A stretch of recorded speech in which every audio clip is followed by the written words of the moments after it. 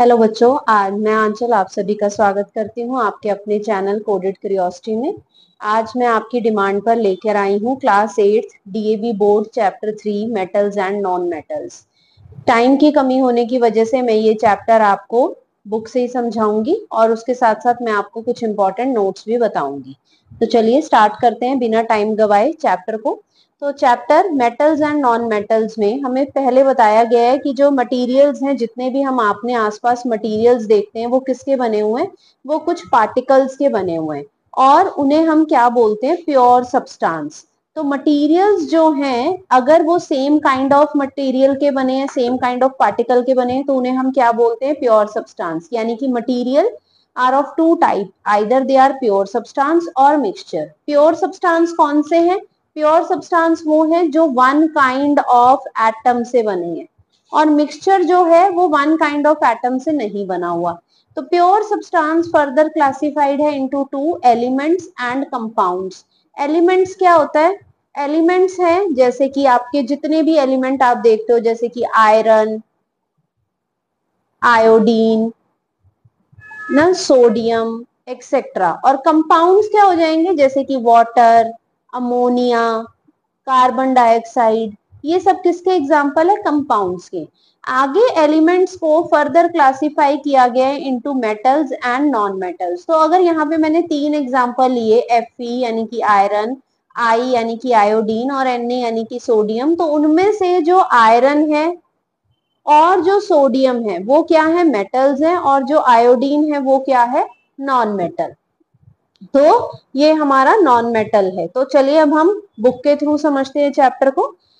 तो previous classes में हमने पढ़ा जो भी हमारे मटेरियल्स हैं, they are made up of same kind of particles are known as pure substances. अगर सेम काइंड से बने हैं तो उन्हें हम प्योर सब्सटेंस कहते हैं। A sample of given element और a given compound is a pure substance. अगर हम कोई भी एलिमेंट को देखें या कोई भी कंपाउंड, जैसे कि अभी मैंने आपको बताया कि जो जितने भी हमारे एलिमेंट्स हैं या जितने भी हमारे कंपाउंड्स हैं वो सब क्या है? वो सब प्योर सब्सटेंसेस हैं। तो this is because a given element made up of atom. Element किसका बना हुआ है? एटम्स का। और जो कंपाउंड है वो किसके बने हुए हैं? वो बने हुए मॉलिक्यूल्स के। डिफरेंट एलिमेंट्स और compound differ from each other. यानी कि हर जो एलिमेंट है और जो कंपाउंड है उसकी फिजिकल और जो केमिकल प्रॉपर्टीज है वो एक दूसरे से बिल्कुल अलग है। बिकॉज क्यों अलग है? क्योंकि वो अलग अलग एटम और मॉलिक्यूल से मिलकर बने हैं। उनकी कौन सी प्रॉपर्टीज अलग है? उनकी फिजिकल और केमिकल प्रॉपर्टीज बिल्कुल अलग है, क्योंकि वो अलग अलग एटम्स और मॉलिक्यूल से मिलकर बने। अब हम एलिमेंट्स की क्लासिफिकेशन पढ़ते हैं। अभी मैंने आपको बताया कि अगर हम एलिमेंट्स को क्लासिफाई करें तो एलिमेंट्स को क्लासिफिकेशन किया गया है इनटू टू, यानी कि मेटल्स और नॉन मेटल्स।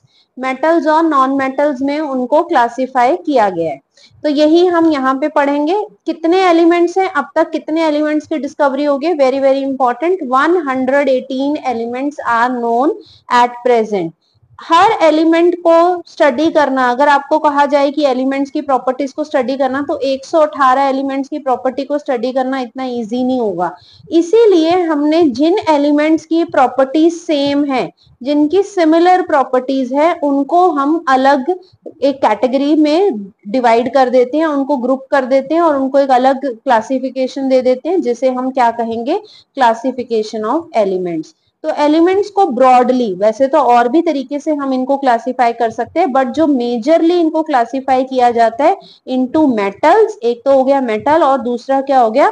Non metals. तो मेटल और नॉन मेटल में हम इन्हें क्लासिफाई करते हैं। तो चलिए आगे चलते हैं। Metals exist in abundance in the earth crust. Metals जो है उसका जो अमाउंट है वो कहीं ज्यादा है। Aluminium is the most abundant metal. सबसे ज्यादा जो नेचर में जो मेटल पाई जाती है वो कौन सी है? वो है एल्यूमिनियम। इसके बाद तो आपको क्वेश्चन आता है कि सबसे मोस्ट अबंडेंट मेटल का नाम बताइए, तो स्टार लगा लीजिए, aluminium is the most abundant metal. उसके बाद नंबर 2 पे जो मेटल मोस्ट कॉमनली फाउंड हुआ है वो है iron. Most reactive metal, most reactive metals कौन कौन सी हैं? Sodium, potassium, aluminium and magnesium. Are found in nature in the form of their compound. कौन कौन से कंपाउंड्स में हमें ये देखने को मिलती हैं? ये हमें, जैसे कि अगर जो सोडियम मेटल है वो हमें सोडियम ऑक्साइड की फॉर्म में मिलेगी, जो हमारी मैग्नीशियम मेटल है वो भी मैग्नीशियम ऑक्साइड की फॉर्म में मिलेगी, या कुछ मेटल्स जो हैं वो सल्फाइड्स की फॉर्म में भी हमें देखने को मिलते हैं। बट जो लेस रिएक्टिव मेटल्स हैं जैसे कि गोल्ड, तो आपको यहीं से पता चल गया मोस्ट रिएक्टिव मेटल के एग्जांपल कौन कौन से हैं? Sodium, potassium, aluminium as well as magnesium. और लेस रिएक्टिव मेटल्स कौन कौन सी हैं? Gold, silver and platinum. ये जो मेटल्स हैं बेटा, they are present in nature in their native form. Native form का क्या मतलब हुआ? कि they are present as such, ये किसी कंपाउंड फॉर्म में नहीं है। यानी कि जो गोल्ड सिल्वर है वो ना तो ऑक्साइड्स की फॉर्म में, ना सल्फाइड और ना ही कार्बोनेट की फॉर्म में आपको मिलते हैं। They are present as such in the nature. Then comes to the non metal. Non metals are found in the free state in the atmosphere. Non metals जो है वो ज्यादातर फ्री स्टेट में है।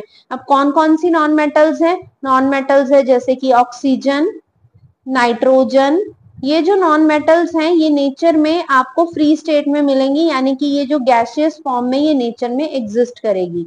सम non metal exist in nature in the form of their compound. कुछ जो non metals है वो कंपाउंड्स की फॉर्म में है। Sulphur exist in the free state as well as in the combined state. Sulphur जो है वो फ्री में भी मिलेगी और कंबाइंड स्टेट में। फ्री का मतलब अकेली सल्फर पड़े होना, और कंबाइंड का मतलब ये किसी और एलिमेंट के साथ मिलके कंपाउंड बनाए। Carbon exist in the native state. Carbon हमें डायमंड की फॉर्म में, ग्रेफाइट की फॉर्म में और फुलरेंस की फॉर्म में हमें नेचर में मिलता है। It also exist in the form of compounds like carbon dioxide, carbonates and bicarbonate. तो कार्बन जो है कार्बन डाइऑक्साइड की फॉर्म में, कार्बोनेट की फॉर्म में और बाइकार्बोनेट्स की फॉर्म में भी मिलते हैं। तो अगर हम देखें तो नॉन मेटल्स कौन सी? ऑक्सीजन और नाइट्रोजन किस फॉर्म में मिल रहे हैं? गैसेस फॉर्म में मिल रहे हैं। देन जो आपकी कार्बन है वो कार्बन डाइऑक्साइड की फॉर्म में मिल रही है, यानी और हमारे जो दूसरी थी जैसे कि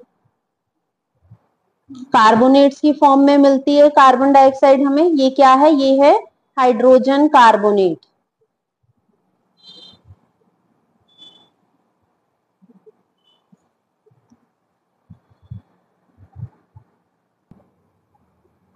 now next topic, minerals and ores. Minerals क्या है बेटा? मिनरल्स वो कंपाउंड है जिसमें नेचर में हमें मेटल्स मिलती हैं, यानी कि naturally occurring in organic substance found deep under the surface of earth. Minerals की फॉर्म में ही हमें मेटल्स अर्थ क्रस्ट से मिलती हैं। अब ओर क्या है फिर? और वो मिनरल का ओर होता है जिससे हम एक पर्टिकुलर मेटल को एक्सट्रैक्ट कर सकते हैं प्रॉफिटेबली। प्रॉफिटेबली यानी कि नेचर में मिनरल्स बहुत सारे मिलेंगे, बट जिस मिनरल से आप एक पर्टिकुलर मेटल को एक प्रॉफिट के साथ एक्सट्रैक्ट कर सको उसे हम उस पर्टिकुलर मेटल का क्या कहेंगे? ओर। जैसे कि अगर आपको एल्यूमिनियम को एक्सट्रैक्ट करना है तो या तो आपको बॉक्साइट और ही चाहिए। आयरन को एक्सट्रैक्ट करना है तो जिस ओर से हमें आयरन एक ज्यादा अमाउंट में हमें मिल सकता है, ताकि जो हमारी कॉस्ट है एक्सट्रैक्शन की वो उसका जो खर्चा है वो कम से कम लगे, तो वो जो आयरन का ओर है वो क्या है? हेमेटाइट ओर। तो बहुत इंपॉर्टेंट है। एल्यूमिनियम के ओर का क्या नाम है? Bauxite ore. और आयरन के ओर का क्या नाम है? Haematite ore. Very very important, 1 mark में ये क्वेश्चन बहुत बार आया हुआ है और आगे भी आने के चांसेस हैं। What is metallurgy? Metallurgy are the steps, वो सीक्वेंस है जिससे आप ओर से एक मेटल को एक्सट्रैक्ट कर रहे हो। The sequence of processes used to extract a metal in its pure form from its ore is called metallurgy. दोबारा से मैं तीनों चीजें बता रही हूँ। मिनरल जिस फॉर्म में नेचुरली एक एलिमेंट प्रेजेंट है दैट इज कॉल्ड मिनरल। जिस मिनरल से हम एक मेटल को एक्सट्रैक्ट कर सकते हैं वो कहलाता है ओर। और जो बॉक्साइट क्या है? वो आपका एल्यूमिनियम का ओर है। आयरन क्या है? हेमेटाइट का ओर है। और जिस प्रोसेसेस जो हम प्रोसेसेस यूज करते हैं एक पर्टिकुलर मेटल को एक्सट्रैक्ट करने के लिए उसे हम क्या कहते हैं? मेटलर्जी। तो मेटल मेटलर्जी में कुछ जो बेसिक स्टेप्स आपके सिलेबस में है, ज्यादा डिटेल में तो हमें नहीं है। तो सबसे पहला क्या है, concentration of ore. Concentration of ore में हम क्या करते हैं, हमने ओर लिया, ओर में से कुछ इम्प्योरिटीज, इम्प्योरिटीज कैसी, जैसे कि अगर कोई डस्ट है, कोई पेबल्स हैं, हम इनको रिमूव कर रहे हैं। डस्ट और पेबल्स को जब हम रिमूव कर रहे हैं तो जो हमने स्टेप यूज किया उसे हम क्या बोलते हैं, concentration of ore. Then come the reduction. इसमें हम मेटल ओर से मेटल को अपनी फ्री स्टेट में लाने का जो प्रोसेस है, मेटल ओर क्या था, जैसे कि हम कहें बॉक्साइट और हेमेटाइट। बॉक्साइट और हेमेटाइट में से जब हमें मेटल को हम ऑब्टेन कर रहे हैं तो वो प्रोसेस क्या कहलाता है, रिडक्शन। अब जो बेटा हमारे पास जो ये मेटल हमारे पास आई, वो मेटल हमें दिखने में प्योर लगेगी बट एक्चुअल में वो प्रॉपरली प्योर नहीं है, वो उसे हम एक इम्प्योर सैंपल कहेंगे। नेक्स्ट जो स्टेप है that is refining of metal. इसमें हम उस इम्प्योर सैंपल को प्योर करते हैं and the process of purification is called refining. तो 3 स्टेप्स हैं, concentration of ore, reduction and refining of metal. Concentration of ore में हमने क्या किया, इम्प्योरिटीज को रिमूव किया। जब इम्प्योरिटीज रिमूव हो गई, हमने ओर से मेटल को एक्सट्रैक्ट किया, that is called reduction. Then जो इम्प्योर मेटल सैंपल हमारे पास आया उसको प्योरीफाई किया and that process is called refining. ये था हमारा topic mineral and ore. Now come to the physical properties. Physical properties में जो सबसे ज्यादा इंपॉर्टेंट है वो है एक्सेप्शंस। एक्सेप्शंस को जरूर याद कीजिएगा क्योंकि एग्जाम्स में एक्सेप्शन से ज्यादा क्वेश्चन आएंगे। तो फिजिकल प्रॉपर्टीज में सबसे पहला है physical state. All metals except mercury which is liquid are solid at room temperature. यानी कि जो ज्यादातर जो हमारी मेटल्स हैं वो कौन सी स्टेट में एग्जिस्ट करती हैं, सॉलिड स्टेट में एग्जिस्ट करती हैं। और सिर्फ एक ऐसी मेटल, कौन सी मेटल, जो मरकरी एक ऐसी मेटल है जो कौन सी स्टेट में एग्जिस्ट करती है, लिक्विड। तो इसको स्टार मार्क कर लीजिए, क्वेश्चन यहाँ से पक्का आने वाला है। तो नॉन मेटल्स की अगर हम बात करें, एट रूम टेम्परेचर में एग्जिस्ट इन सॉलिड, लिक्विड और गैसियस स्टेट। तो जो नॉन मेटल्स है वो सॉलिड, लिक्विड और गैसियस तीनों स्टेट में एग्जिस्ट करती हैं। मेटल्स अभी हमने क्या पढ़ा कि वो सिर्फ और सिर्फ सॉलिड स्टेट में एग्जिस्ट करती हैं, बट जो नॉन मेटल्स हैं वो सॉलिड में भी होंगी, लिक्विड में भी होंगी और गैसियस में भी होंगी। अब सॉलिड में कौन कौन सी हैं, तो चलिए उनके करते हैं example. Carbon, sulphur, phosphorus and iodine, they are exist in the solid state. mark a star on it क्योंकि ये आपको लर्न करना है कौन कौन सी। सबसे ज्यादा आयोडीन हमसे पूछा जाता है कि आयोडीन एक जो नॉन मेटल है वो सॉलिड स्टेट में एग्जिस्ट करती है या liquid. Bromine is a non metal which exist in liquid state. और इसके बाद जो 3 नॉन मेटल्स है हमारी, chlorine, oxygen and nitrogen, they exist in gaseous state. यानी कि ये गैसियस फॉर्म में नेचर में एग्जिस्ट करती है। ब्रोमीन लिक्विड स्टेट में एग्जिस्ट करता है, क्लोरीन, ऑक्सीजन और नाइट्रोजन गैसियस स्टेट में। Then come to the melting and boiling points. Metals का जनरली हाई मेल्टिंग और हाई बॉइलिंग पॉइंट होता है, यानी कि उनको अगर आपको मेल्ट करना है या उनको आपको बॉयल करना है तो बहुत ही ज्यादा हाई टेम्परेचर चाहिए। और इसी प्रॉपर्टी की वजह से हम मेटल्स को अपने कुकिंग यूटेंसिल्स में यूज करते हैं। मेल्टिंग पॉइंट ऑफ आयरन कितना है, 1536 डिग्री सेल्सियस। आपको ये वैल्यूज लर्न करने की जरूरत नहीं है, बस आपको पता होना चाहिए कि yes iron has very high melting point, very high boiling point. अब एक्सेप्शंस यहाँ पे हमें लर्न करनी है, जैसे कि जो मेल्टिंग पॉइंट है सीशियम का, सीशियम मेटल का जो मेल्टिंग पॉइंट है वो बहुत ही लो है। अगर आपने सीशियम मेटल को अपने हाथ में लिया तो ये वहीं पे मेल्ट कर जाएगी, it will melt in our own hand. क्यों, क्योंकि वो हमारे हाथ का जो बॉडी टेम्परेचर है उसी की वजह से वो मेल्ट कर जाएगी, it will melt in our palm. अगर आपने उसको हाथ में लिया तो वहीं पे वो मेल्ट कर जाएगी। तो देखो कितना कम टेम्परेचर है, 28.7 डिग्री सेल्सियस। तो that temperature is very very low temperature. तो कौन सी है वो non metal which has very low melting point, that is caesium. तो caesium is the only non metal which melt at very low temperature. Non metal generally have low melting and low boiling point. Metals का high melting और boiling point है, non metals का low melting और boiling point है। For example melting point of sulphur is 119 degree Celsius. But कुछ exceptions यहाँ पे भी हैं। अब यहाँ पे एक्सेप्शंस क्या हैं, कि जिनका जो मेल्टिंग और बॉइलिंग पॉइंट है वो बहुत ही ज्यादा हाई है। वेरी वेरी इंपॉर्टेंट, डायमंड का जो मेल्टिंग पॉइंट है वो अराउंड 4000 डिग्री सेल्सियस है। तो यहाँ पे भी एक्सेप्शन को आपको लर्न करना है। Melting point of diamond is very high, that is around 4000 degree Celsius. Then comes the density. Metals की डेंसिटी ज्यादा होती है as compare to non metals. However, there are some exception, very very important. Sodium and potassium are the two metals which having a quite low density and their density value is less than that of water. यानी कि water के comparison में भी ये बहुत ही ज्यादा less denser है, यानी कि डेंसिटी जो है वो इनकी बहुत ही ज्यादा कम है। तो कौन सी दो मेटल्स हैं जिनकी डेंसिटी कम है, वो है सोडियम एंड पोटेशियम। बेटा ये जो चैप्टर है ये बहुत ही ज्यादा इंपॉर्टेंट है। क्यों? क्योंकि ये फुल ऑफ एक्सेप्शंस हैं और इसकी बोर्ड में भी इसकी जो वेटेज है वो सबसे ज्यादा है। तो इस चैप्टर को ध्यान से एक एक लाइन को आपको रीड करना है, जैसे मैं आपको समझा रही हूँ मेरे साथ ही आप बुक निकाल के बैठ जाइए और साथ साथ मार्क करते जाइए कि कौन कौन से पॉइंट्स इंपॉर्टेंट है। नेक्स्ट अगर हम फिजिकल प्रॉपर्टी की बात करें तो हार्डनेस, मेटल्स हार्ड होती हैं, वो हाई प्रेशर और हाई टेम्परेचर में भी उसको कुछ नहीं होता। बट जो नॉन मेटल्स होती हैं वो इतनी हार्ड नहीं होती, they are brittle and easily break into pieces when hammered. तो नॉन मेटल्स, ब्रिटल का क्या मतलब होता है, वो टूट जाना, जैसे ही आप उसको हैमर से हिट करोगे वो टूट जाएगा, बिखर जाएगा।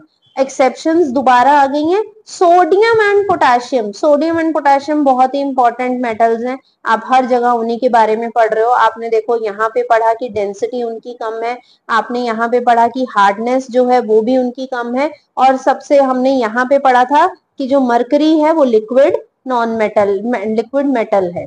But they are so soft they can cut easily with knife और अ रेजर ब्लेड। यानी कि सोडियम और पोटेशियम मेटल इतनी सॉफ्ट मेटल है कि आप उनको इजिली, जैसे हम चीज को कट करते हैं उसी वे में ये दो मेटल्स भी कट हो जाती हैं। इसके अलावा जो डायमंड है, नॉन मेटल्स में डायमंड का एग्जांपल आप बहुत जगह पढ़ेंगे। डायमंड बहुत ही ज्यादा हार्ड नॉन मेटल है। Diamond is the hardest substance known, यानी कि अब तक हमें जितने सब्सटेंसेस हमें पता है उसमें नेचुरल जो सबसे हार्डेस्ट सब्सटेंस है वो है डायमंड। तो यहाँ पे आपको कुछ एक्टिविटी दी हुई है कि एक आयोडीन का क्रिस्टल लें और उसको डस्टर से बीट करें। आप क्या देखोगे कि जो क्रिस्टल है वो बहुत जल्दी ब्रेक हो जाएंगे। अब जब कोई सब्सटेंस बहुत जल्दी ब्रेक होके इनटू छोटे छोटे पीसेस में वो टूट जाए, वो क्या इंडिकेट करता है कि वो जो सब्सटेंस है वो ब्रिटल है। वो क्या इंडिकेट कर रहा है, that this substance is brittle in nature. जैसे अगर आप चौक को लें और चौक के ऊपर आप डस्टर से हिट करें, आप क्या देखेंगे, चौक के जो पीसेस हैं वो इजिली ब्रेक हो जाएंगे into small pieces. This indicate that Chowk is brittle in nature.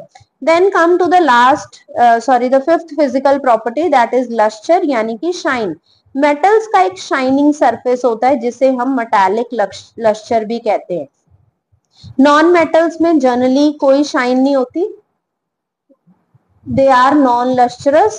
Iodine is the only non metal which has a natural luster.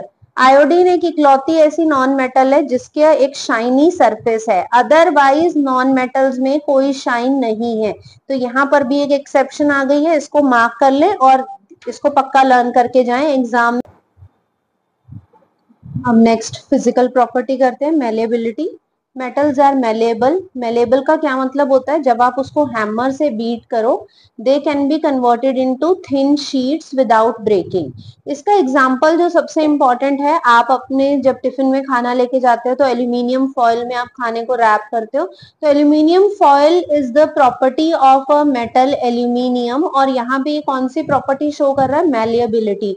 इसके अलावा बेटा आप जो मिठाइयों के ऊपर आप देखते हो कि सिल्वर की फॉइल लगी होती है, तो वो सिल्वर की जो फॉइल लगी हुई है that is also due to the property called malleability. Non metals की जबकि आप ऐसे थिन शीट्स में नहीं बना सकते, इसका क्या मतलब हुआ, non metals are brittle in nature, they break into pieces on being hammered. जैसे ही आप उनको हैमर करेंगे यानी कि आप उसको तोड़ने की कोशिश करोगे, आप उसको बीट करके थिन शीट में बनाने की कोशिश करोगे, वो छोटे छोटे टुकड़ों में टूट जाएगा। तो यहाँ पे आपको एक एक्टिविटी है, जिंक मेटल को आपको लेना है और उसको हैमर से आप जब जेंटली आप स्ट्राइक करोगे, आप क्या देखोगे कि जो जिंक का जो वो पीस है, जिंक मेटल है, वो और थिनर थिनर शीट्स में ब्रेक होती जा रही है, थिनर थिनर शीट्स में सॉरी कन्वर्ट होती जा रही है without breaking. Now next physical property है डक्टिलिटी। डक्टिलिटी का मतलब क्या होता है? Metals can be drawn into thin wires. Metals को हम थिन वायर्स में कन्वर्ट कर सकते हैं due to the property of metals called ductility. Copper, aluminium and iron wires are commonly use for electrical fitting. हम घरों में देखते हैं कॉपर वायर्स होती है, एल्यूमिनियम की भी वायर्स होती है और आयरन वायर्स भी हम कॉमनली देखते हैं। तो वो किस प्रॉपर्टी पे बेस्ड है? वो बेस्ड है डक्टिलिटी पे। इवन हमारे जो घरों में नेट के जो डोर्स हैं, वायर मैशेस हैं, वो सब किसकी वजह से हैं? वो डक्टिलिटी की वजह से हमें देखने को मिलती है। यहाँ पे आपको लर्न करना चाहिए कि जो गोल्ड है, गोल्ड सबसे ज्यादा डक्टाइल मेटल है। Gold is the most ductile metal. A 2 kilometre long wire can be drawn from only 1 gram of gold. 1 gram gold से 2 किलोमीटर लंबी जो है वो वायर बन सकती है। तो it is the most ductile metal known. Mark a star on it. Non metals are non ductile, जबकि जो नॉन मेटल्स हैं वो बिल्कुल भी डक्टाइल नहीं है, इसीलिए आप उसको वायर्स में कन्वर्ट नहीं कर सकते। Then come the tensile strength. Tensile strength का मतलब होता है कि वो जो सब्सटेंस है, वो जो मेटल है, वो बहुत ज्यादा लोड को बियर कर सकती है, वो बहुत ज्यादा जो है प्रेशर को, स्ट्रेन को अपने ऊपर ले सकती है, बट वो टूटेगी नहीं।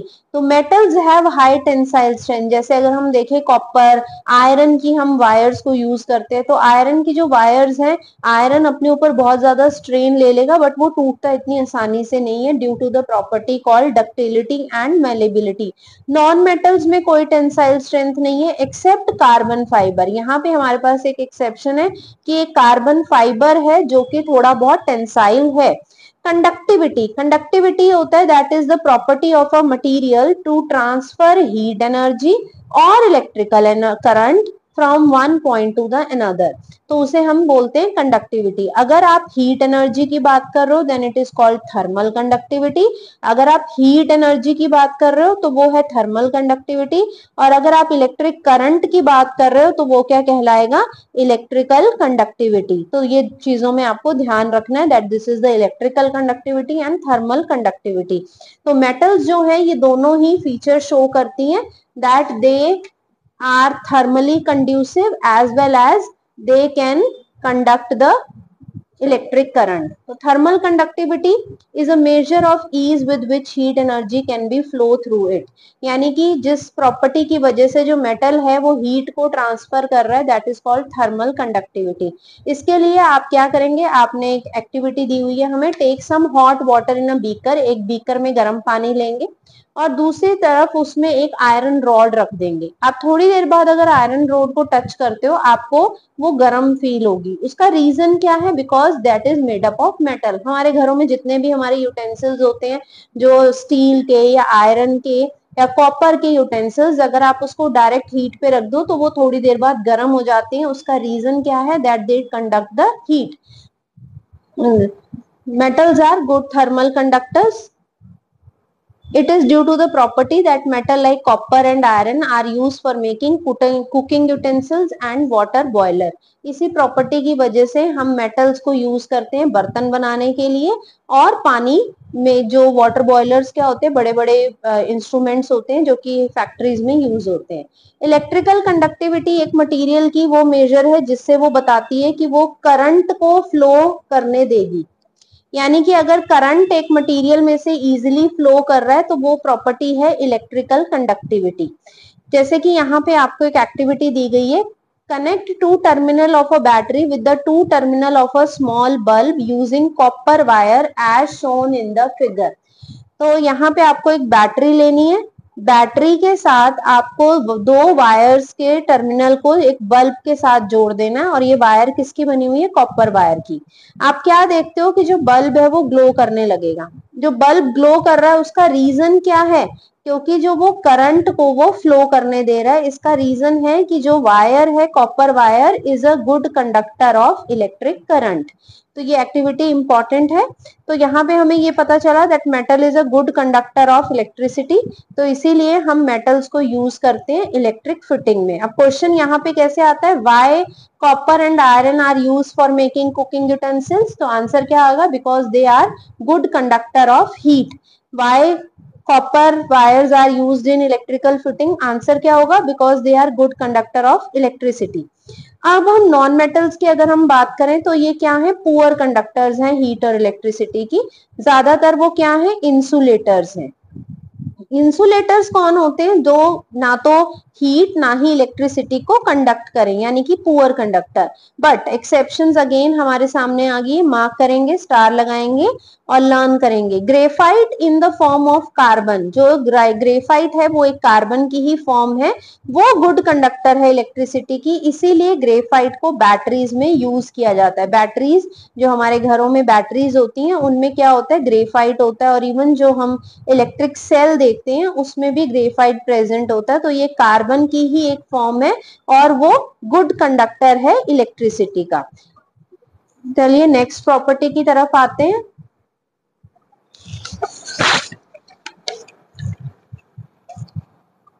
नेक्स्ट है सोनोरिसिटी।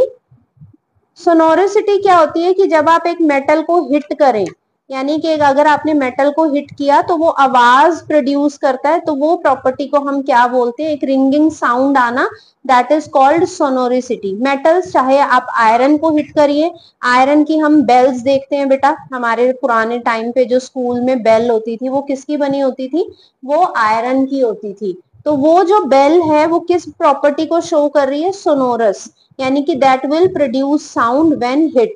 और जो नॉन मेटल्स हैं वो ऐसी कोई साउंड प्रोड्यूस नहीं करते, इसीलिए नॉन मेटल्स क्या है, नॉन सोनरस। अब यहाँ पे हमें एक फ्लो चार्ट के थ्रू फिजिकल प्रॉपर्टीज को समझाया गया है, तो चलिए जल्दी से इसको देख लेते हैं। तो सबसे पहला है फिजिकल स्टेट। फिजिकल स्टेट में मेटल सॉलिड है except mercury, melting boiling point इनका ज्यादा है, डेंसिटी भी ज्यादा है, hardness they are hard except sodium and potassium, natural इनमें शाइन होती है मेटल्स में, they are malleable and ductile, they have high tensile strength, good thermal as well as good electric conductor as in sonorous. Non metals की बात करें तो physically ये solid, liquid और गैस तीनों हमें स्टेट्स में मिलती है। Low melting as well as low boiling point, low density, they are not hard, only diamond is the only non-metal which is hard, they generally have dull appearance, यानी कि shine नहीं है। सिर्फ एक्सेप्शन क्या है, आयोडीन, ना तो ये मेलिएबल है and they are not brittle, they do not have tensile strength, यानी कि इनमें टेंसाइल स्ट्रेंथ भी नहीं है, यानी क्यों, क्योंकि ये जो है नॉन मेटल्स है। सिर्फ एक्सेप्शंस क्या है, कार्बन फाइबर। नॉन कंडक्टर्स है ये, they do not conduct heat as well as electricity except graphite. And last, ये साउंड भी प्रोड्यूस नहीं करती। मेटल्स और नॉन मेटल के अलावा भी एक और फिजिकल प्रॉपर्टीज अगर हम देखें तो एक और भी हम क्लासिफाई कर सकते हैं और उन्हें हम क्या बोलते हैं, metalloid. There are some elements which show some properties of metals as well as non metals, इन्हें हम क्या बोलते हैं, मेटलॉइड्स। तो अंडरलाइन करेंगे, they show the properties of metals as well as non metal, यानी कि कुछ एलिमेंट्स ऐसे हैं जो मेटल की भी प्रॉपर्टी शो कर रहे हैं और नॉन मेटल्स की भी, और उन्हें हम क्या बोलते हैं, मेटलॉइड्स। कौन कौन से नॉन मेटलॉइड्स हैं, सिलिकॉन, जर्मेनियम, आर्सेनिक। तो ये आपको लर्न करने हैं, व्हाट आर मेटलॉइड्स और कौन से एग्जाम्पल हैं तो मेटलॉइड्स की। चलिए अब हम बात करते हैं केमिकल प्रॉपर्टीज की। मेटल्स और नॉन मेटल्स को केमिकली भी हम डिस्क्राइब कर सकते हैं, केमिकली भी हम उनको क्लासिफाई कर सकते हैं। दैट इज द फर्स्ट है रिएक्शन विद ऑक्सीजन। तो ऑक्सीजन के साथ जो रिएक्शन है कि जब आप एक मेटल सैंपल को लें, यहाँ पे हमें एक एक्टिविटी भी दी हुई है कि hold magnesium ribbon with a pair of tongs. Tongs क्या है, ये बेटा ये टोंग्स चिमटे की तरह एक दिखता है जो हमारी केमिस्ट्री लैब में मिलता है।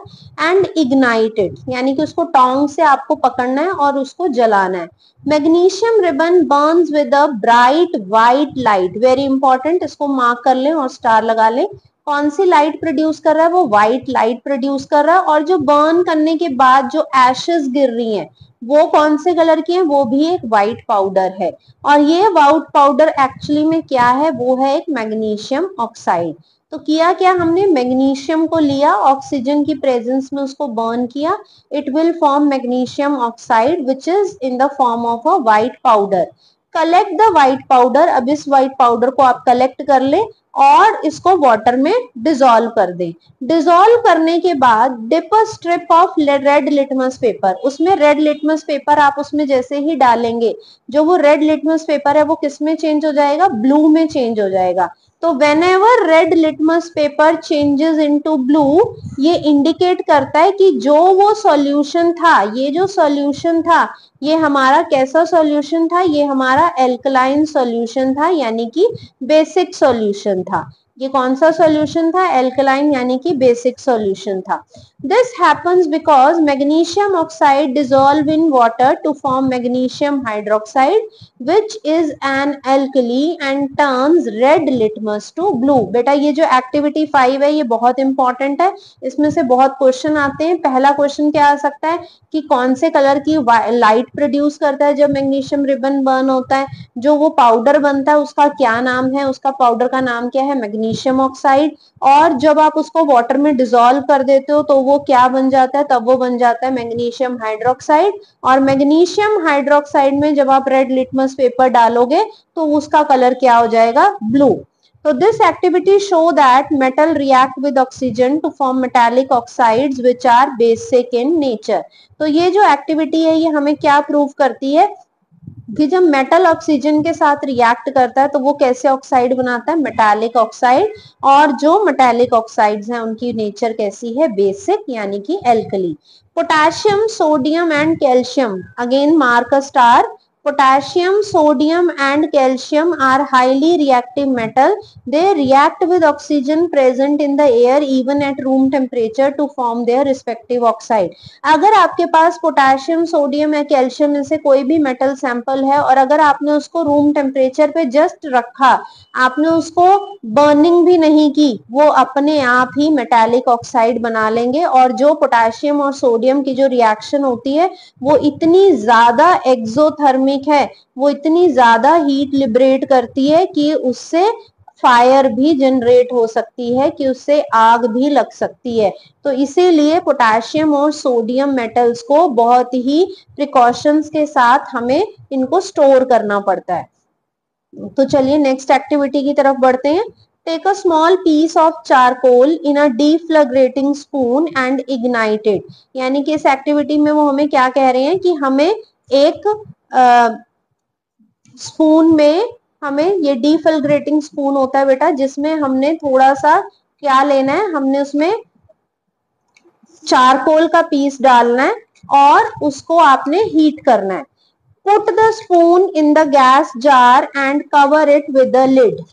वो जो स्पून है उसको गैस जार में डालें और उसको एक लिड से कवर करें।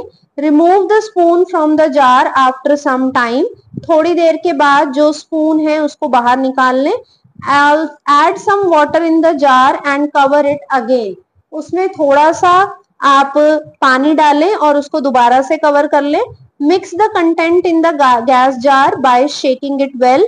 यानी कि जब आपने वाटर डाला उसके बाद उस गैस जार को थोड़ा सा शेक कर ले ताकि जो जो उसमें कंटेंट है वो प्रॉपरली सॉल्युबलाइज हो जाए। ठीक है, दोबारा से मैं बता रही हूँ, चारकोल का पीस लिया, उसको जलाया और कवर कर दिया। कवर करने के बाद आपने थोड़ी देर बाद उस स्पून को बाहर निकाल लेना है और उसके अंदर पानी डाल के उसको अच्छे से शेक कर देना है। अब मैं आपको पिक्चर के थ्रू दिखा रही हूँ कि आपको करना कैसे है।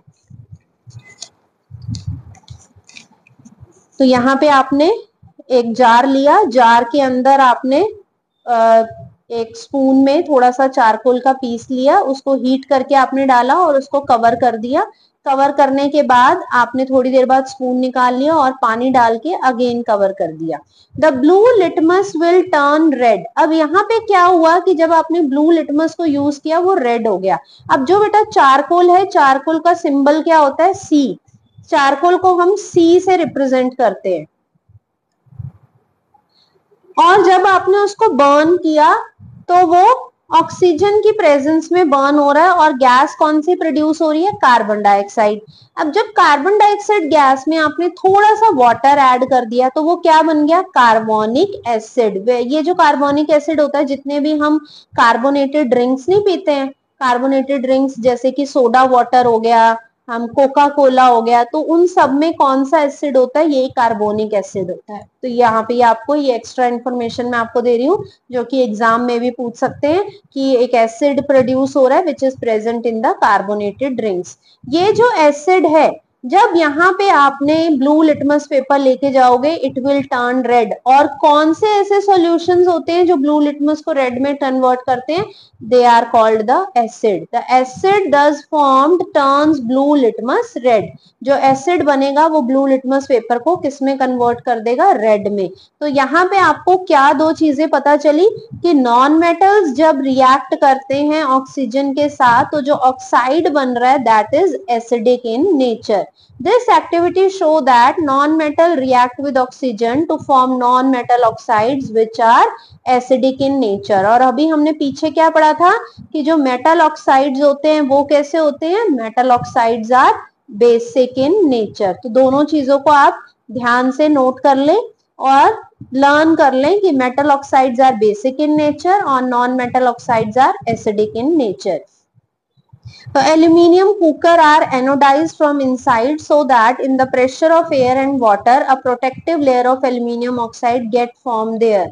This layer thus prevent further oxidation of aluminium। जो हमारे घरों में कुकर होते हैं एल्यूमिनियम प्रेशर कुकर, उसको अंदर से एनोडाइज किया जाता है। एनोडाइज करने का क्या मतलब है, उसमें एक प्रोटेक्टिव कोट लगाया जाता है और जो वो प्रोटेक्टिव कोट है जैसे ही वो एयर और वाटर के कांटेक्ट में आएगा तो वो एल्यूमिनियम ऑक्साइड बना देगा। और ये जो एल्यूमिनियम ऑक्साइड है ये फर्दर ना तो करोड होगा ना ही ऑक्सीडाइज होगा। तो ये आपका एक एक्स्ट्रा इंफॉर्मेशन थी। देन रिएक्शन विद वाटर, यहाँ पे हम बात करेंगे कि जो मेटल्स और नॉन मेटल्स है वो वाटर के साथ रिएक्ट कैसे करते हैं। तो वाटर के साथ रिएक्ट करने के लिए हमने एक मैग्नीशियम रिबन का पीस लिया, उसके सरफेस को पहले अपने अच्छे से सैंड पेपर से क्लीन करना है। इवन जब आप बेटा बर्निंग की एक्टिविटी करते हो तब भी आपने उसको क्लीन करना है ताकि जो प्रोटेक्टिव लेयर है ऑक्साइड की वो रिमूव हो सके। उसके बाद उसको बॉइलिंग ट्यूब में डाल दिया, half fill the tube with water, invert another boiling tube, यानी कि एक टेस्ट ट्यूब ली है, उसके अंदर आपने मैग्नीशियम रिबन डाला, थोड़ा सा पानी डाला, ऊपर से एक उल्टी करके आपने एक टेस्ट ट्यूब रख दी, इन्वर्टेड पोजीशन में एक दूसरी टेस्ट ट्यूब उसके ऊपर रख दी। अब आप नीचे से वार्म करना स्टार्ट करेंगे। You will observe the evolution of gas in the form of bubble. आपको थोड़ी देर में ही कुछ बबल्स नजर आने शुरू हो जाएंगे। वो क्या इंडिकेट कर रहा है कि इसमें कोई गैस इवॉल्व हो रही है। तो अब यहां से अब आप क्या करेंगे, बर्नर को रिमूव कर देंगे। बर्नर यानी कि हटा दिया, जो आप बर्निंग कर रहे थे वो उसको हटा देंगे, साथ में जो इन्वर्टेड ट्यूब रखी थी उसको भी हटा देंगे। और यहाँ पे एक बर्निंग कैंडल जब आप इसके पास लेके जाएंगे या burning match stick, you will see कि एक क्रैकलिंग साउंड आ रही है। और वो क्रैकलिंग साउंड इंडिकेट क्या कर रही है, that the gas which is evolved is the hydrogen gas.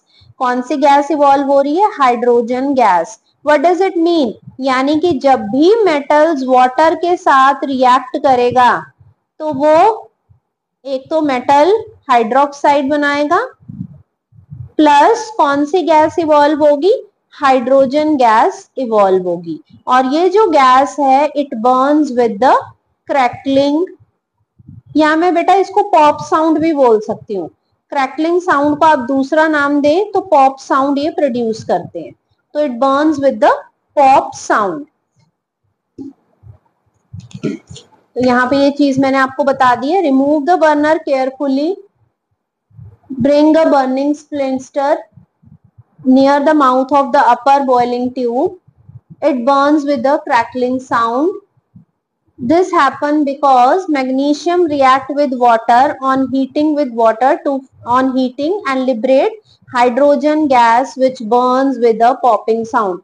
Star mark लगा लीजिए, that hydrogen gas burns with a popping sound. Very very important. Name a gas which burns with a pop sound. ऐसे करके आपको ये question आ सकता है exam में।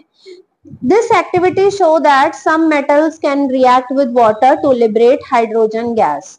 अब यहाँ पे वो बात करें metal differ in their reactivity toward water. Very very important.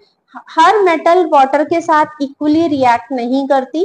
कुछ मेटल्स हैं जैसे कि सोडियम और potassium, they react very vigorously with water. ये मेटल्स जो है बहुत तेजी से वाटर के साथ रिएक्ट करती हैं और जो इनकी जो रिएक्शन है that gives out so much heat, इनकी जो रिएक्शन है इससे इतनी ज्यादा हीट लिबरेट होती है that the hydrogen evolve catches fire, कि जो हाइड्रोजन गैस है वो जलने लगेगी, जो गैस इवॉल्व होगी. Therefore these metals are stored under kerosene और paraffin wax. Very very important question. Question क्या आता है, why sodium and potassium metals are stored under kerosene. तो आंसर क्या लिखेंगे, दे रिएक्ट विद ऑक्सीजन. अभी हमने ऑक्सीजन के साथ भी इनकी रिएक्शन देखी थी. And the water in the atmosphere and catches fire easily, that's why these are stored under kerosene and paraffin wax. Magnesium does not react with cold water but react on heating. जो magnesium metal है यानी कि as compare to sodium और potassium वो कम reactive है, इसीलिए वो cold water के साथ नहीं रिएक्ट करेगी बल्कि वो हॉट वाटर के साथ रिएक्ट करेगी. यहाँ पे मैं आपको पहले रिएक्टिविटी सीरीज बताना चाहूंगी कि जो रिएक्टिविटी सीरीज है मेटल्स की वो क्या है. तो रिएक्टिविटी सीरीज में मैं बात करूंगी मेटल्स की, तो आपको एक सीरीज लर्न करनी है. Potassium, sodium, calcium, magnesium, aluminium, zinc, tin, lead, iron भी आएगा बीच में, hydrogen, then copper, mercury, silver, gold and last platinum. इनको लर्न करने की टेक्निक भी बता रही हूँ. केदारनाथ का माली आलू जरा फीके से पकाता है एंड देन चाप, CHAAP. ये क्या है, ये है आपकी रिएक्टिविटी सीरीज ऑफ मेटल. इस सीरीज को आपने लर्न कर लिया, आपकी आधी से ज्यादा जो रिएक्शंस हैं वो आपको क्लियर हो जाएंगी. तो क्या बोला मैंने, K फॉर पोटेशियम होता है, बट टेक्निक जो हम लगा रहे हैं उसके अकॉर्डिंगली केदार नाथ का माली आलू जरा फीके से पकाता है एंड देन चाप. और मेटल का एक्चुअल नेम क्या है, मेटल का एक्चुअल नेम है potassium, sodium, calcium, magnesium, aluminium, zinc, iron, tin, lead, hydrogen और यहाँ पे क्या है ये कॉपर, मरकरी,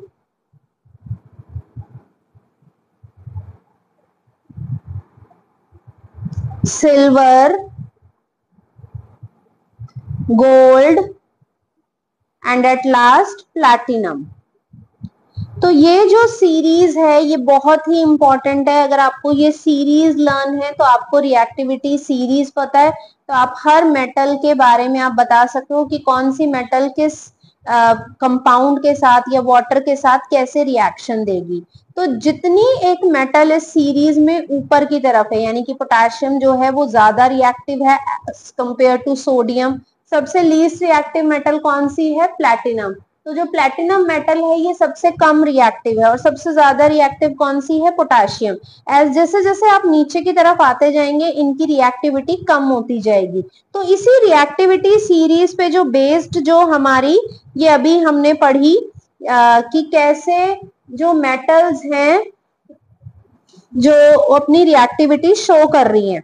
तो यहाँ पे आपको भी बताया गया था कि जो सोडियम और पोटेशियम मेटल है ये वाटर के साथ रिएक्ट करके इजिली फायर कैच करती हैं, बल्कि जो मैग्नीशियम मेटल है ये कहते हैं कि वो कोल्ड वाटर के साथ रिएक्ट नहीं करती। तो उसका रीजन क्या है, आप क्या लिखेंगे, because magnesium is less reactive as compare to sodium potassium. फिर कह रहे हैं zinc react with boiling water. अब देखो जिंक जो है बेटा रिएक्टिविटी सीरीज में और नीचे है, तो जितना एक नीचे होगी वो उतनी ही कम रिएक्टिव होगी। तो इसका मतलब जो जिंक है वो लेस रिएक्टिव मेटल है।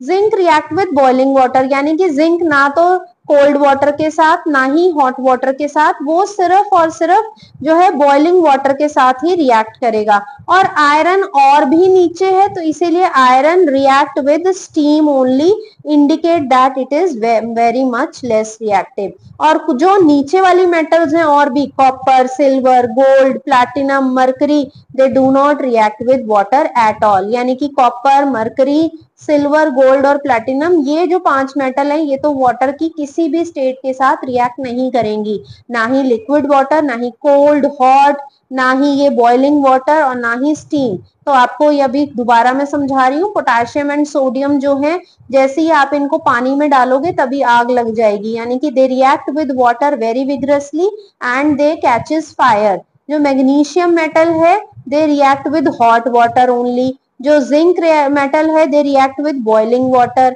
आयरन किसके साथ रिएक्ट करती है, स्टीम के साथ। ये सारी जो प्रॉपर्टीज हैं इंडिकेट कर रही हैं उनकी जो रिएक्टिविटी सीरीज को। और ये जो पांचों मेटल हैं ये तो रिएक्ट ही नहीं करती। इसी के साथ वो कहते हैं कि non metals do not react with water, therefore some reactive non metals are stored in water to prevent their reaction with air. Non metals पानी के साथ रिएक्ट नहीं करती, इस पॉइंट पे आप स्टार लगा लें कि नॉन मेटल्स जो हैं वो वाटर के साथ रिएक्ट ही नहीं करती।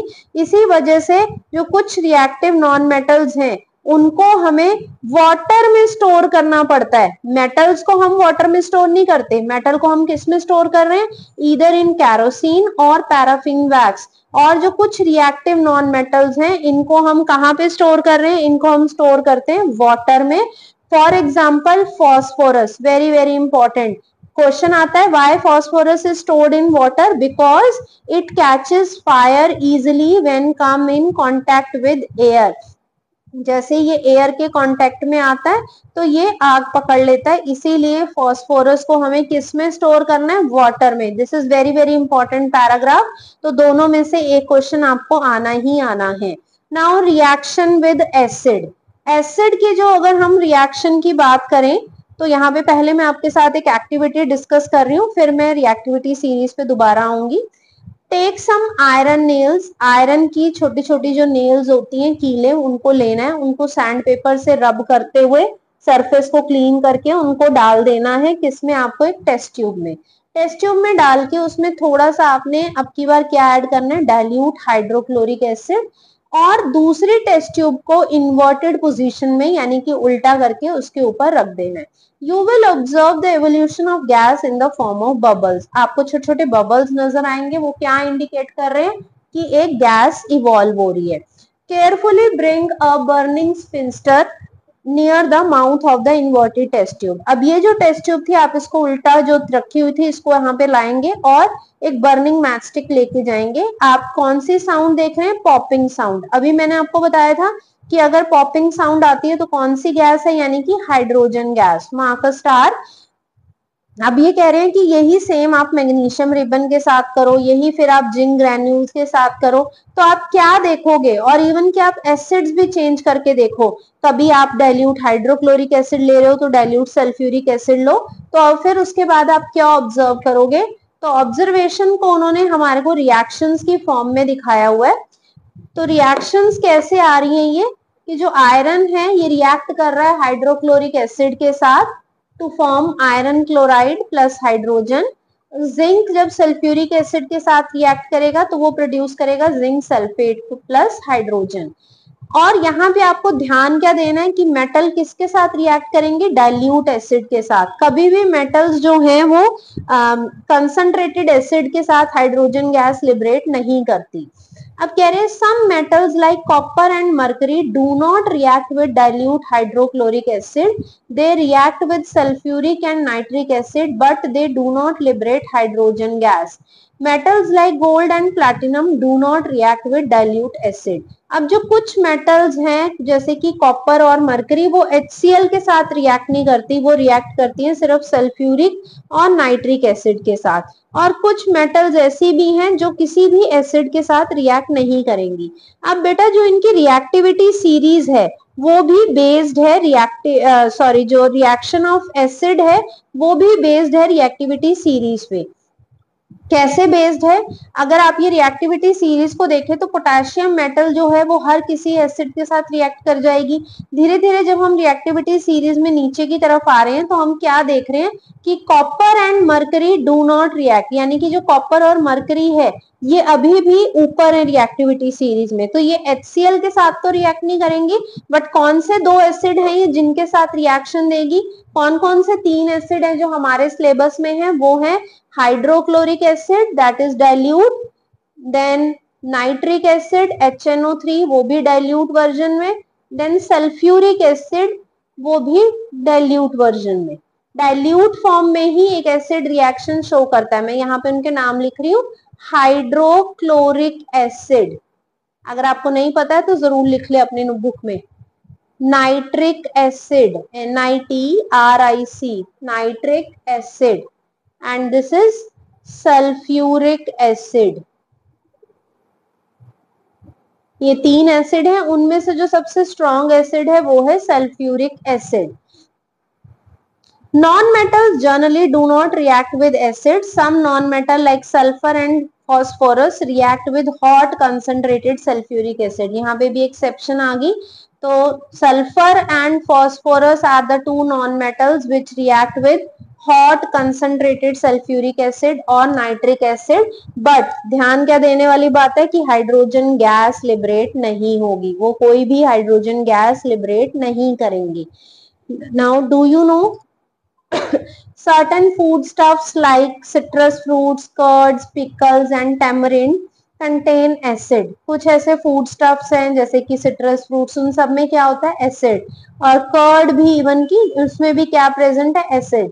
उनको हमें कभी भी कॉपर के यूटेंसिल या एल्यूमिनियम के यूटेंसिल्स में नहीं स्टोर करना चाहिए, बिकॉज ये जो एसिड है इन मेटल के साथ रिएक्ट करके सॉल्ट्स बनाएंगे, कंपाउंड्स बनाएंगे जो कि टॉक्सिक होते हैं। टॉक्सिक का मतलब वो हमारी हेल्थ के लिए अच्छे नहीं है। इसीलिए मम्मा हमेशा कहती है कि उनको हमें स्टील के बर्तनों में ही स्टोर करना है। Then reaction with alkali, the last reaction, most metals do not react with alkali. Aluminium and zinc can however react with sodium hydroxide। metals जो हैं वो alkali के साथ react नहीं करते, बट एल्यूमिनियम और जिंक दो ऐसी मेटल्स हैं, एल्यूमिनियम और जिंक दो ऐसी मेटल हैं जो सोडियम हाइड्रोक्साइड और पोटेशियम हाइड्रोक्साइड, यानी कि ये सोडियम हाइड्रोक्साइड के साथ भी और पोटेशियम हाइड्रोक्साइड के साथ भी रिएक्ट करके आपको सॉल्ट्स दे रहे हैं। बट वो सॉल्ट्स जो हैं बेटा वो थोड़े से कॉम्प्लेक्स वर्जन के हैं, that is Na2AlO2 plus hydrogen gas liberate होगी और यहाँ पे K2ZnO2 plus hydrogen gas liberate होगी। इसका क्या नाम है? इसका नाम है sodium Meta aluminate. Sodium Meta aluminate. आपके सिलेबस में रिएक्शंस नहीं है, बट फिर भी आपको एक्स्ट्रा नॉलेज के लिए पता होना चाहिए कि सिर्फ ये ही 2 मेटल्स हैं। कौन कौन सी? एल्यूमिनियम और जिंक, जो कि इन 2 एसिड्स के साथ रिएक्ट करके, सिर्फ यही 2 एसिड, एल्यूमिनियम इसके साथ भी रिएक्ट कर सकता है KOH के साथ, जिंक इसके साथ भी रिएक्ट कर सकता है, to form the salt plus hydrogen gas is liberated. Otherwise और किसी भी नॉन मेटल्स जो हैं वो एल्कली के साथ रिएक्ट करके हाइड्रोजन गैस को लिबरेट नहीं करेंगे। नेक्स्ट टॉपिक है reactivity of metals. Reactivity of metals बेटा बेस्ड है रिएक्टिविटी सीरीज पे। अभी मैंने जो आपके साथ सीरीज डिस्कस की उसी पे बेस्ड ये टॉपिक है reactivity of metal. The tendency of an element to react with other substance to form compound is an indicator of its reactivity. यानी कि अगर एक एलिमेंट एक सब्सटेंस के साथ रिएक्ट करके एक कंपाउंड बना दे तो उसे हम उसकी रिएक्टिविटी कहेंगे। More is the tendency of an element to form compound the more is its reactivity. जितनी जल्दी एक एलिमेंट अपने दूसरे कंपाउंड के साथ रिएक्ट करके एक कंपाउंड बना देता है हम उसको उतना ही ज्यादा रिएक्टिव कहेंगे। तो all metals do not have the same reactivity, ये भी हमने पढ़ा था कि सभी मेटल्स की रिएक्टिविटी सेम नहीं है। Some are more reactive and others are less reactive, that is they have a greater tendency to form compound. तो जो अभी रिएक्टिविटी सीरीज में ऊपर ऊपर की जो दो मेटल्स पढ़ी थी हमने, पोटेशियम सोडियम, ये ज्यादा रिएक्टिव मेटल हैं। अगर मैं गोल्ड प्लैटिनम इनकी बात करूं तो ये लेस रिएक्टिव मेटल है। Some metal occur in the form of compound in the earth crust. जो मोस्ट रिएक्टिव मेटल्स होंगी वो जनरली नेचर में कंपाउंड की फॉर्म में होंगी और लेस रिएक्टिव मेटल जो है वो नेटिव फॉर्म में। नेटिव का मतलब होता है जिस फॉर्म में हम उसको यूज कर रहे हैं उसी फॉर्म में वो नेचर में हमें मिलेगी। That is an elemental state, वही उन्होंने बता दिया। On the basis of experiment involving the reaction of different metals with a particular substance, metal have been arranged in a decreasing order of reactivity। तो metals को decreasing order of their reactivity में arrange किया गया है। The series of metal arranged in order of decreasing reactivity is known as reactivity series। तो इसे हम क्या बोलते हैं, इसे हम metals की reactivity series बोलते हैं। लर्न करने का मैंने अभी आपको तरीका भी बताया था। केदारनाथ का माली आलू जरा फीके से पकाता है, भी आएगा हाइड्रोजन बीच में। Then copper mercury silver gold and platinum. जब आप 10th क्लास में पढ़ोगे तो यहाँ पे आपको हाइड्रोजन भी मिलेगा, तो अगर आप अभी भी हाइड्रोजन लिख देते हो तो कोई गलत नहीं करेगा उसको। तो इस रिएक्टिविटी सीरीज के बेस पे अगर आप कहें तो पोटेशियम जो है वो सबसे ज्यादा रिएक्टिव मेटल है और लीस्ट रिएक्टिव कौन है, प्लैटिनम। यानी कि जो इस सीरीज में जितना ऊपर है, ये बेटा ये 2 नहीं है, ये एक्चुअली में 10 को इसके नीचे ही लिखना था बट उन्होंने स्पेस को यूटिलाइज करने की वजह से यहाँ लिखा हुआ है। तो आपको इसको सीरीज में ही लर्न करना है। Potassium sodium calcium magnesium aluminium zinc iron tin lead copper mercury silver gold and platinum, इसी सीरीज में लर्न करेंगे तभी आपको इसका जो है बेस्ट एडवांटेज मिलेगी। तो इस सीरीज पे बेस्ड क्या है हमारी displacement reaction, very very important. You have already learn about displacement reaction. क्या होता है, reaction of a metal with N acid, या तो एक मेटल की एक एसिड के साथ आप रिएक्शन करवा रहे हो तो वो क्या है, displacement reaction. in which the metal displaces the hydrogen from the acid. A reaction in which a more reactive metal displaces lesser reactive metal from the aqueous solution of its salt is another example of displacement reaction। तो चलिए पहले मैं आपको इस reactivity series के basis पर ही ये आपको करवा रही हूं। तो जैसे मैंने एक एग्जांपल ले लिया यहाँ पे, सोडियम प्लस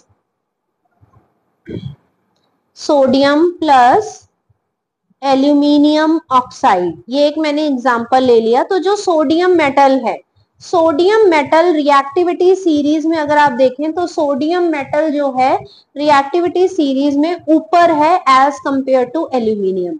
तो एक एलिमेंट जितना ऊपर होगा यानी कि वो उतना ही ज्यादा क्या होगा, रिएक्टिव होगा। इसका मतलब क्या हुआ कि सोडियम लेस रिएक्टिव है एल्यूमिनियम से, तो सोडियम क्या करेगा, एल्यूमिनियम को उसकी इस कंपाउंड में से निकाल देगा। तो कंपाउंड क्या बनेगा हमारे पास, sodium oxide plus aluminium metal will be liberated. उसके बाद हम बैलेंसिंग करते हैं जिसके बारे में मैं अलग से वीडियो बना दूंगी अगर आप कहेंगे तो। यहाँ पे 4Na हो जाएगा और ये 2Na2O O2। चलिए बैलेंसिंग का मैं इसमें बाद में करूंगी, अभी हमारा यहाँ पे बैलेंसिंग का टॉपिक नहीं है। बैलेंसिंग करूंगी तो हमारा टाइम वेस्ट हो जाएगा। देन मैं एक और एग्जांपल लेती हूँ, कैल्शियम प्लस कॉपर क्लोराइड। तो यहाँ पे जो कैल्शियम मेटल है रिएक्टिविटी सीरीज में ऊपर है और जो कॉपर है वो रिएक्टिविटी सीरीज में नीचे है। तो जो कैल्शियम है it will displace the copper, तो calcium chloride plus copper metal will be liberated, तो कॉपर जो है वो अलग हो जाएगा। अब क्वेश्चन कैसे आएंगे, यहाँ पे जो क्वेश्चन आएंगे वो आपको एक्टिविटी बेस्ड क्वेश्चंस आएंगे। जैसे यहाँ पे उन्होंने क्या किया, take 50 ml of water in a beaker and dissolve a few crystal of copper sulphate in it. तो यहाँ पे उन्होंने कॉपर सल्फेट के क्रिस्टल्स को डिसॉल्व किया है in water. A blue coloured solution is obtained, यानी कि कॉपर सल्फेट का एक्वा सॉल्यूशन बन गया। You will observe the blue colour of solution fade after some time and dip magnesium ribbon in the solution. जब आपने इसमें magnesium ribbon को dip किया तो आप क्या देखोगे, जो कलर था उसका वो थोड़े टाइम में फेड हो गया और the magnesium ribbon get coated with a brown layer. तो जो मैग्नीशियम रिबन था वो ब्राउन कलर का हो गया। यानी कि कर क्या रहे हैं, यानी कि हमने इसमें क्या लिया, मैग्नीशियम मेटल ली। अब मैग्नीशियम देखो रिएक्टिविटी सीरीज में कहाँ है और कॉपर कहाँ है। कॉपर क्योंकि लेस रिएक्टिव है एज कंपेयर टू मैग्नीशियम, तो मैग्नीशियम उसकी जगह पे आ जाएगा और वो क्या बना देगा, MgSO4 प्लस कॉपर मेटल जो है वो अलग हो जाएगी। अब जो ये कॉपर मेटल है ये मैग्नीशियम का जो रिबन है उस पे आ जाएगा और हमारे पास एक ब्राउन कलर की लेयर आ जाएगी। तो अर्लियर इस कॉपर सल्फेट का कलर क्या था, ब्लू, और यहाँ पे जो कलर है ये क्या हो जाएगा, व्हाइट, और आई कैन से कलरलेस। तो क्वेश्चन इस तरह से आता है कि when a magnesium ribbon is dipped in a blue coloured solution it converted into a colorless solution and the ribbon turns brown। तो इस तरीके से ये आपको क्वेश्चन आएगा। और यहाँ एक्टिविटी में भी आप देख सकते हैं कि पहले मैग्नीशियम रिबन को जैसे ही ब्लू कलर्ड सॉल्यूशन में हमने डाला तो कलर क्या हो गया, कलरलेस, और इसके ऊपर एक ब्राउन कोटिंग आ गई। नेक्स्ट पढ़ते हैं। अब एक और हमें एग्जांपल दिया गया है, this happens because magnesium being more reactive than copper. तो यहाँ पे भी यही वही बता रहे हैं, मैग्नीशियम कॉपर के कंपैरेटिवली ज्यादा रिएक्टिव है। Displaces it from copper sulphate, तो कॉपर सल्फेट तो उसको अलग कर देगा। Magnesium sulphate formed is colourless and the copper metal that get deposited on the magnesium ribbon appear as a brown coating. The displacement reaction can be represented by following equation। Same ऐसी equation मैंने आपको अभी लिख के दिखाई है। Repeat the activity by taking a solution of silver nitrate and dipping a copper wire in it। तो आपको silver nitrate कह रहे हैं यानी कि AgNO3। तो AgNO3 में आपको कॉपर वायर यानी कि कॉपर मेटल जब आप डिप करेंगे और आपको पता है कॉपर ज्यादा रिएक्टिव है सिल्वर से, तो it will form copper nitrate plus silver metal will get separated. तो कॉपर ज्यादा रिएक्टिव है इसीलिए वो ये रिएक्शन को हमें दिखा देगा। Next come to the another topic, noble metals. Noble metals, as seen from the reactivity series, platinum is least reactive metal. It does not react with air, water, acid, base and most other substances। तो वो metals जो air के साथ, water के साथ, acids या basis या और किसी भी कंपाउंड के साथ रिएक्ट नहीं करती उसे हम क्या बोलते हैं बेटा, नोबल मेटल। एक तो नोबल मेटल का एग्जांपल है प्लैटिनम, दूसरा है गोल्ड और दूसरा वही प्लैटिनम। ये क्या है आपकी noble metals. Since noble metals are least reactive, they are not chemically affected by the substances around them। इसीलिए हम गोल्ड की ज्वेलरी पहनते हैं क्योंकि गोल्ड मेटल जो है हमारी डे टू डे लाइफ में हम जितने भी एसिड्स के कांटेक्ट में आ रहे हैं, वाटर के कांटेक्ट में आ रहे हैं, एयर या बेसिस के कांटेक्ट में आ रहे हैं तो उनसे वो खराब नहीं होती। तो they are not chemically affected by the substances around them. इसीलिए उनकी जो शाइन, टार्निश का मतलब होता है जो शाइन है वो लूज नहीं होगी। They will not lose their shine. Tarnish का मतलब शाइन को लूज कर देना। And retain their lustre, lustre means shine for a long time. तो अपनी वो शाइन को मेंटेन रखेंगे ज्यादा टाइम के लिए, इसीलिए हम नोबल मेटल्स को यूज करते हैं to making the jewellery. Both these noble metal, कौन कौन से, gold and platinum, are highly ductile and malleable. इसको आप शीट्स में भी कन्वर्ट कर सकते हो, आप वायर्स में भी कन्वर्ट कर सकते हो। It is because of these property they are use for making jewellery. Gold can also be use for plating other metal like copper and silver. कई बार आप देखते हो कि गोल्ड प्लेटेड ज्वेलरी होती है, वैसे वो होती कॉपर की है या सिल्वर की है, और उसके ऊपर गोल्ड का वो प्लेटिंग कर देते हैं। Platinum is used in dentistry, यानी कि जो डेंटिस्ट है उसको यूज करते हैं, और साइंटिफिक इंस्ट्रूमेंट्स बनाने में भी प्लैटिनम मेटल का बहुत यूज किया जाता है। अब यहाँ पे एक इंपॉर्टेंट चीज हमें बता रहे हैं कि जो प्योर गोल्ड है, जो गोल्ड हमें नेचर में मिलता है, वो बहुत ही सॉफ्ट है। It can not be use for making jewellery. अगर आप उसकी ज्वेलरी बनाओगे तो वो क्या हो जाएगा, वो या तो कहीं ना कहीं से वो बेंड इजिली हो जाएगी, तो उसको आप ज्वेलरी की तरह यूज नहीं कर सकते। तो अगर आपको गोल्ड की ज्वेलरी बनानी है तो गोल्ड में थोड़ा सा हमें सिल्वर या फिर कॉपर मेटल को डिसॉल्व करना पड़ता है, कॉपर मेटल को मिक्स करना पड़ता है ताकि उसमें हार्डनेस आ सके। The purity of gold is expressed in terms of carats. Gold की प्योरिटी को हम कैरेट्स में देखते हैं। आपने देखा होगा हम जब गोल्ड लेने जाते हैं तो हम बात करते हैं कि कितने कैरेट का है ये। तो कैरेट क्या है कि कितना number of parts of gold, यानी कि रेशो में कितना गोल्ड प्रेजेंट है इन 24 parts of mixture of gold with other metal. अगर हम कह रहे हैं कि 22 कैरेट का गोल्ड है, इसका क्या मतलब है, 22 parts of pure gold present in 24 parts of mixture of gold with copper। 22 carat gold का मतलब है कि 22 पार्ट्स ही गोल्ड है, और जो उसमें 2 पार्ट्स बचे, 24 में 2 पार्ट्स बचे, उसमें क्या है, कॉपर है या फिर सिल्वर है। इसी this implies that pure gold would be rated as 24 carat gold. 24 carat gold को मैं दोबारा से बता दूं, 24 कैरेट गोल्ड का मतलब होता है कि उसमें 22 पार्ट्स गोल्ड है, और जो बाकी का जो 2 पार्ट है वो क्या है, या तो सिल्वर है या फिर कॉपर है। तो this is the purest gold. इसको हम प्योरेस्ट फॉर्म में कहते हैं, क्योंकि अगर बेटा आप प्योर फॉर्म ऑफ गोल्ड लोगे तो वो इतना सॉफ्ट है कि आप उसकी ज्वेलरी नहीं बना सकते। तो उसमें हमें थोड़ी सी मिक्सिंग तो करनी ही पड़ेगी अगर आप उसको ज्वेलरी बनाना चाहते हो। तो यहाँ तक हमने सारी जो इम्पोर्टेंट फिजिकल केमिकल प्रॉपर्टीज और नोबल मेटल्स को डिस्कस कर लिया है। अब हम नेक्स्ट इंपॉर्टेंट टॉपिक की तरफ बढ़ रहे हैं, that is uses of metals, alloys and non metals. तो यूजेस ऑफ कॉमन मेटल्स की अगर हम बात करते हैं तो metals have been an integral part of our daily life. Metals हमारी लाइफ का एक बहुत ही इंपॉर्टेंट पार्ट है। They have played an important part in the development of different civilization. Even today, metals are used in variety of purpose in our day-to-day life. The most common used metal in our day-to-day life are, कौन सी metal हम commonly use करते हैं, iron, copper, aluminium and silver metal। तो सबसे ज्यादा जो widely used metal है वो है iron। किस लिए यूज होता है ये, कुकिंग वेसल्स बनाने में, वाटर बॉयलर बनाने में, stoves, toys, tools, pipes, agriculture implements, chain, wire, nails, bolts, electromagnets, इन सब बनाने में आयरन का यूज होता है।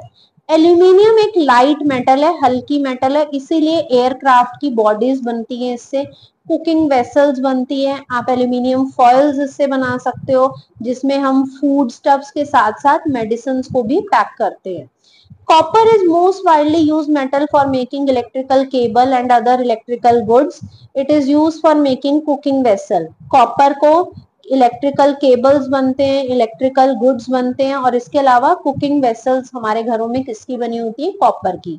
Then come to the silver, it is use for making jewellery, decoration pieces, table ware etcetera. Silver highly malleable metal है, very thin foils आप बना सकते हो जिससे आप फूड आइटम्स, स्पेशली आप देखते हो ना मिठाइयों के ऊपर सिल्वर की एक लेयर चढ़ाई होती है, तो इसकी बहुत ही थिन फॉइल हम बना सकते हैं। सिल्वर बहुत अच्छा कंडक्टर है इलेक्ट्रिसिटी का, बट आप इसको यूज क्यों नहीं करते, ये बहुत इंपॉर्टेंट क्वेश्चन है। Silver is very good conductor, but why it is not used in electrical fitting, because it is very expensive. इतना महंगा है कि चोर तो हमारे घर में अगर घुसेंगे तो वो हमारी वायर्स ही उठा कर ले जाएंगे, इसीलिए हम सिल्वर को यूज नहीं करते। Silver and gold wires are however used for high precision electrical contacts in computer. But जो computers में जहाँ पे बहुत ही ज्यादा प्रिसाइज्ड काम होना होता है वहां पे हम सिल्वर और गोल्ड की वायर्स को यूज करते हैं. क्यों यूज करते हैं? क्योंकि ये बहुत ज्यादा डक्टाइल मेटल्स हैं, इसीलिए हम इनको यूज करते हैं.